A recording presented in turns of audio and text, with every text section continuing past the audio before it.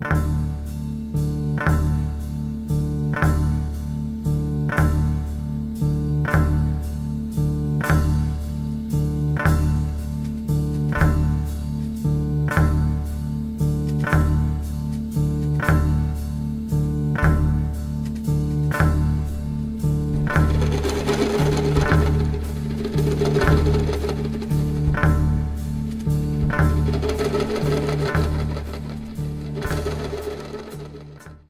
comenzar con la pregunta sobre las locomotoras minero-energéticas en Colombia, yo creo que obedecen a dos, digamos, situaciones fundamentales que existen hoy en día, tanto en el país como en el mundo. A nivel mundial, la necesidad, digamos, del sistema de globalización neoliberal por materias primas, cierto tipo de materias primas. Entonces hoy en día, no solamente en Colombia, en América Latina, en todo el mundo, hay un gran movimiento de compañías, de capital, de estados, de gobiernos que están en búsqueda de recursos naturales minero-energéticos y también agrícolas, porque incluimos los agrocombustibles en esta búsqueda también. La expansión de la soya en el Brasil y en Argentina, por ejemplo, es parte de esto, la expansión de la caña de azúcar, en el Valle del Cauca, en otras partes de Colombia, igualmente en los llanos, hoy en día es parte también de esto, de las locomotoras, de que hay una gran búsqueda por recursos, básicamente, digamos, desde el análisis de la economía política, para resolver problemas de acumulación de capital. Es decir, para que el capitalismo a nivel mundial pueda seguir creciendo, se pueda seguir expandiendo. Sabemos que esta es una de las lógicas fundamentales del capital, la expansión continua, la búsqueda de ganancias, y que en ese contexto aparece América Latina y aparece Colombia como un país o una región del mundo hasta cierto punto privilegiada por la riqueza en tierras y en recursos naturales. Entonces, eso por un lado. Pero por otro lado, en Colombia, la necesidad de continuar con cierto modelo de desarrollo. Un modelo de desarrollo que lleva en el país, si se quiere, desde siempre, pero especialmente desde los últimos 50 años, cuando se introducen las ideas en América Latina de que América Latina es subdesarrollada y que hay que desarrollarla, y que desarrollarla es básicamente convertirla en un clon casi de las sociedades llamadas desarrolladas, especialmente de Estados Unidos, y que eso tiene que ver con el desarrollo industrial, con el desarrollo de los recursos naturales, la explotación de los recursos naturales, etcétera, etcétera. Entonces, en el cruce de esos dos procesos surge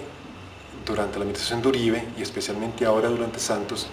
esta idea de que la tierra y los recursos naturales son la clave del desarrollo. Entonces así tenemos la locomotora minera, energética, tenemos la locomotora, digamos, agrícola, que se basa más que todo, de nuevo, en un modelo convencional de la agricultura,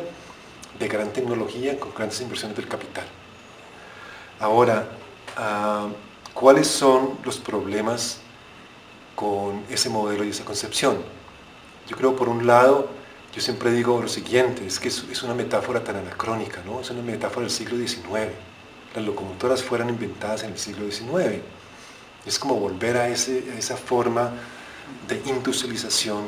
y desarrollo que fue profundamente destructiva para las sociedades donde se iniciaron.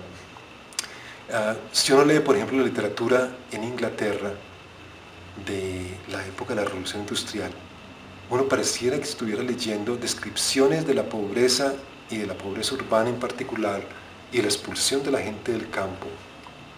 de hoy en día en Colombia o en América Latina. Es decir, la obra de Oliver Twist, por ejemplo, es muy descriptiva desde ese punto de vista. Entonces, tenemos que hacer una metáfora anacrónica, pero el gobierno la presenta obviamente como si fuera el futuro, es la clave para el progreso. Entonces, sin las locomotoras, sin explotar los recursos naturales de la forma en que el gobierno lo está proponiendo, en base a capital más que todo transnacional, pero también nacional, y transnacional no quiere decir solamente estadounidense, ni mucho menos, ya quiere decir chino, brasileño, chileno, etcétera, etcétera, de que sin esa gran inversión de capital y ese gran desarrollo tecnológico en el sector minero, energético y de agrocombustibles, el país no va a salir del atraso, que el precio del desarrollo es esa explotación. Desde una perspectiva convencional, eso está bien. Crece la economía, los inversionistas están felices trayendo sus fondos a Colombia, etcétera, etcétera. Pero desde el punto de vista de los pueblos y del medio ambiente, es una estrategia completamente destructiva. Ayer decía yo en la charla que di en la Universidad de La Salle que cada generación de élites políticas y económicas de Colombia como que reinventa su propio modelo de despojo y de destrucción. Es decir, la historia de América Latina y la historia de Colombia desde la conquista ha sido una historia de devastación ecológica y social. Hoy en día a ese modelo de devastación lo llamamos locomotoras del desarrollo. Pero van a continuar con la devastación, no solamente eso, van a profundizar la devastación. De nuevo se presenta en nombre del progreso, pero creo que cada vez hay más convergencia entre muchos grupos, sin duda desde la izquierda, pero muchos grupos populares, indígenas, afrodescendientes, campesinos, en rechazar ese tipo de modelo y rechazarlo no por sus efectos destructivos, sino rechazarlo como la racionalidad del modelo mismo, de decir que no, es que ese desarrollo, nosotros no nos vemos identificados con esa concepción de desarrollo, nosotros queremos otra cosa.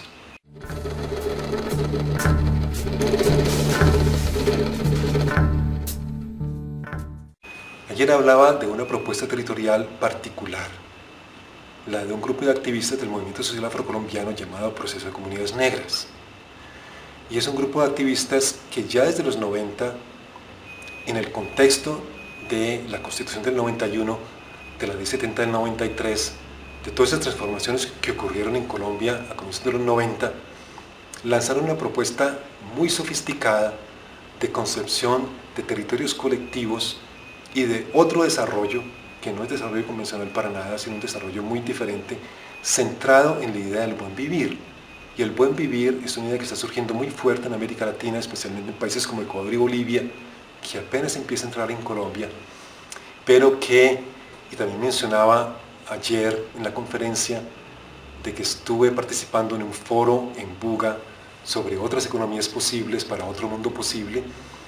y que allí se lanzó muy fuerte también la idea de que los territorios colectivos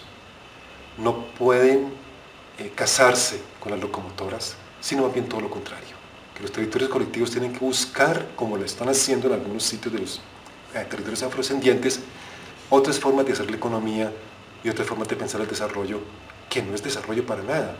Son lo que Eduardo Budinas, que es uno de los, digamos, de los magos de la transición, el pensamiento de transición al post-extractivismo, llaman el buen vivir. Y de nuevo, en Sudamérica, en Ecuador, en Bolivia, en Perú, en Chile, en Chile no tanto, en Argentina algo, la discusión sobre el buen vivir como una opción diferente al desarrollo. Y el buen vivir es el bienestar colectivo de los humanos y los no humanos, de los humanos y la naturaleza, que subordina la economía al buen vivir y no el buen vivir a la economía. Es una concepción muy diferente de la concepción de las locomotoras.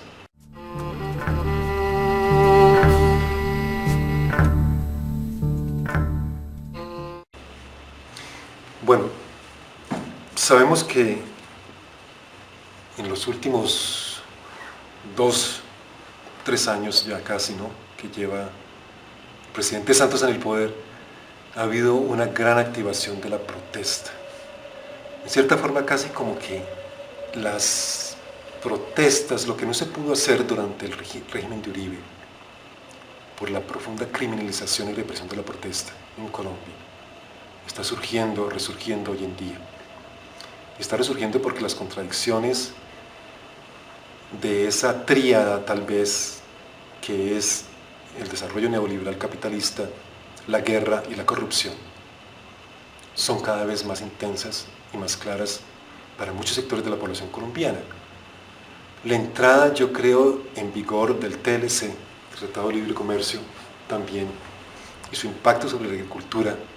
y sobre la pequeña minería, me parece que también está motivando muchas formas de protesta. Sin duda, el proceso de paz que tiene lugar en La Habana hoy en día también ha contribuido a que se reavive el debate desde la llamada sociedad civil, desde los movimientos sociales también, A pesar de que muchas de las propuestas que surgen de los movimientos están presentadas como si fueran protestas de las FARC por el gobierno, que es una cuestión muy problemática. Esta mañana hablaba con alguien que estaba muy detrás del problema, por ejemplo, el tema de las reservas campesinas,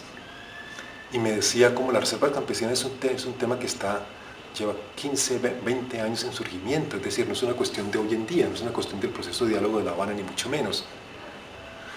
y que surge desde muchas, sin duda, desde las protestas en el Catatumbo, de muchas direcciones, en el Caquetá, en el norte del Cauca, en el Valle, de todas partes está surgiendo de nuevo la cuestión del agro muy fuerte.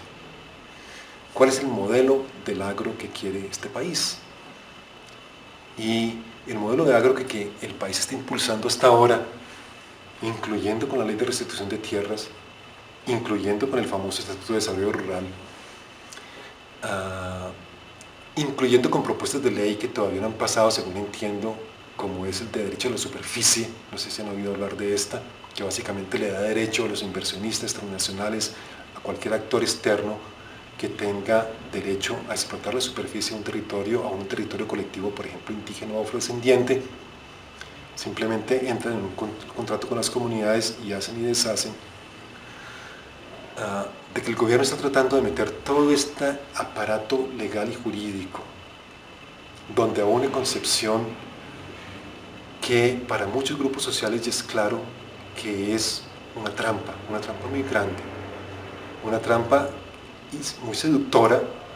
que llama a los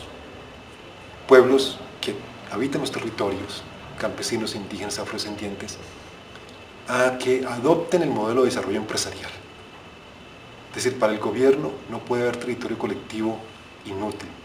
no puede haber territorio colectivo sin que se meta en el proceso de desarrollo empresarial, más que todo con inversionistas externos en los territorios y externos a las comunidades, porque las comunidades mismas no tienen el grado de capital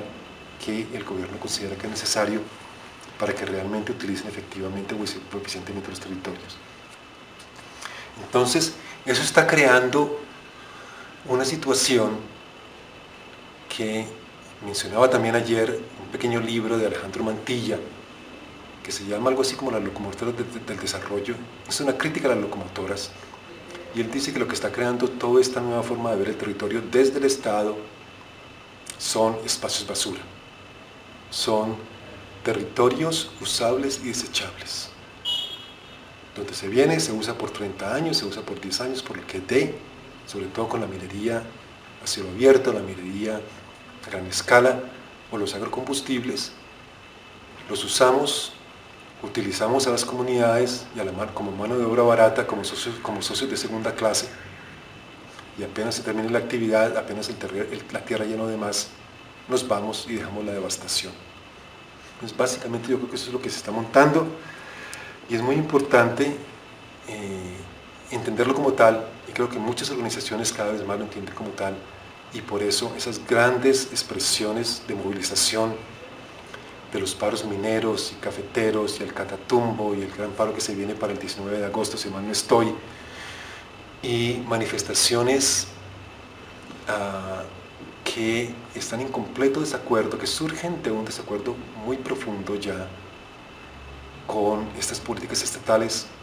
y desde la globalización neoliberal, y que propenden por una pluralidad de modelos, porque no es solamente un solo modelo el que va a surgir. Hay gente que habla de la agroecología, los territorios colectivos, el buen vivir.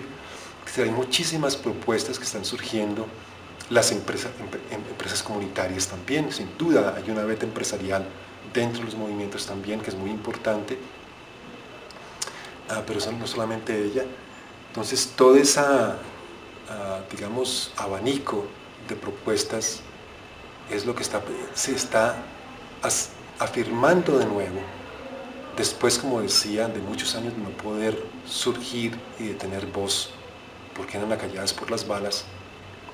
y por la represión, de que están surgiendo y tratando de articularse entre ellas también de una forma que a mí me parece muy interesante, muy conflictiva, muy problemática, muy intensa, muy peligrosa, sigue siendo muy peligrosa, pero que me parece